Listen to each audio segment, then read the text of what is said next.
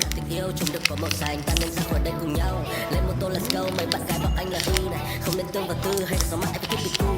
Mà chúng nó bị ngu, ai không biết cách làm cùng con, bởi vì anh là sói không biết dối cho em hết dối như là món ngon nhất khi em bị đói nhá. Em nói ngỏ lời, quan tâm nhưng lại chẳng nên nói yêu em. Và rồi em biết những chuyện đau lòng, em chẳng hề quan tâm một mình em.